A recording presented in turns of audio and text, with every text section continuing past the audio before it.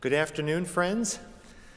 My name is Jonathan Moyer, and I'm one of the Associate Directors of Music here at the Church of the Covenant, and it gives me pleasure to welcome you into this space today for our Tuesday noon Organ Plus concert. I want to also welcome those who can join us online for our live stream. We welcome you here with those who have gathered for this moment of music in our busy lives. We thank everyone who's able to join us each week for this kind of respite in which we can partake of the beauty of the space, the beauty of the music, and the beauty of each other. Today's program reflects the music of this season of Advent, and I will share a few more words about the music itself. But our performer today knows this space well, but we get to welcome Mr. David Kazmir, who is often curating and caring for the instruments of this room. But today we get to hear him in a slightly different role as he plays the Newberry organ that resides in the gallery today. We welcome him here to the concert series. You can read more about his career and the many facets of his amazing abilities in the biography in your program. You may also notice in our program that we will be taking a short rest from our series over the holidays. During this season, we will resume again in the new year on January 17th, and we welcome you back at that time. Following our program today, if you have a few moments, please join us in the narthex of the church, where we can enjoy some especially prepared treats for us today that come to us from the volunteers here at the church. One of them just walked in the door. Beth, we thank you and so many of the other volunteers here at the church who provide us these simple baked treats every week. They come from home and they're just covered in love and kindness, and we greatly appreciate your contribution to this series on a weekly basis. A few words about the music in today's program before we begin. You will notice that all of the four pieces in the program today are reflections of the Magnificat, specifically from the North German tradition of organ music.